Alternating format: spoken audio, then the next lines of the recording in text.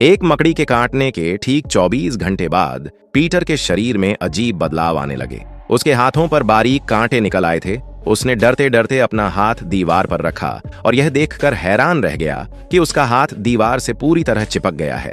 बस फिर क्या था, पीटर ने धीरे धीरे दोनों हाथों का इस्तेमाल किया और वह सीधी खड़ी दीवार 24 घंटे तक चिपके रहे, पर ऐसे चढ़ने लगा जैसे कोई जमीन पर चल रहा हो। सिर्फ इतना ही नहीं, पीटर को महसूस हुआ कि उसमें मकड़ी जैसी जबरदस्त कूदने की ताकत भी आ गई है। अब वह दूर खड़दी ऊंची इमारतों को एक ही छलांग में पार कर सकता था। उसकी कलाइयों से निकलने वाले जाले इतने मजबूत थे कि वह हवा में झूलते हुए पूरे शहर का नजारा ले सकता था। यह सब उसके लिए किसी सपने जैसा था। स्कूल में पीटर की लड़ाई की खबर उसके अंकल बेन तक पहुंच चुकी थी। उन्हें पीटर के बर्ताव में बदलाव दिख रहा था। उन्होंने पीटर को समझाने की कोशिश की और वह मशहूर बात कही, बड़ी ताकत के साथ बड़ी जिम्मेदारी भी आती है। लेकिन जवानी के जोश में चूर पीटर को यह बात कहां समझ आने वाली थी। उसे तो बस अपनी नई शक्तियों का इस्तेमाल अपने फायदे के लिए करना था। पीटर की नजर अखबार में छपे एक विज्ञापन पर पार्टी डी डेची अंडरग्राउंड बॉक्सिंग मैच जीतने वाले को $3000 मिलेंगे। पीटर ने सोचा, इन पैसों से वह एक शानदार स्पोर्ट्स कार खरीदेगा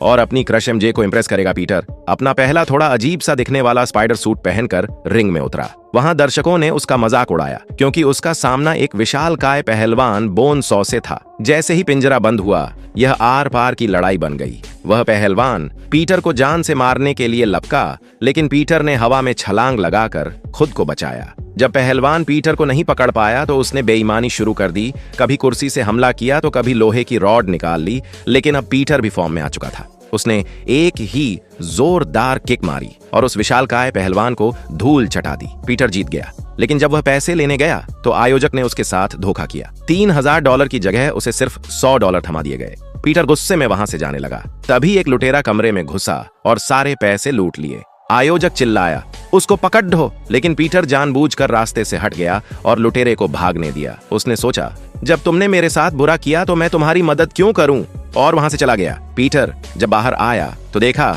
कि कुछ ही दूरी पर भिड्ड लगी है। वह दौड़कर वहां पहुंचा तो उसके पैरों तले जमीन खिसक गई। उसके प्यारे अंकल बेन खून से लथपथ सड़क पर पड़े थे।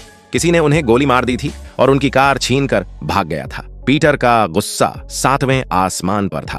उसने अपना नकाब पहना और हवा में जाले फेंकते हुए उस कातिल का पीछा शुरू कर दिया। पीटर ने कातिल को एक पुरानी वीरान इमारत में घेर लिया। चांदनी रात में जब पीटर ने उस कातिल का चेहरा देखा तो वह सन्न रह गया। यह वही लुटेरा था जिसे कुछ देर पहले पीटर ने जाने दिया था। डर के मारे लुटेरा पीछे हटा, उसका पैर फिसला और वह खिड़की से नीचे गिरकर मर गया। लेकिन पीटर के दिल पर एक भारी बोझ आ गया।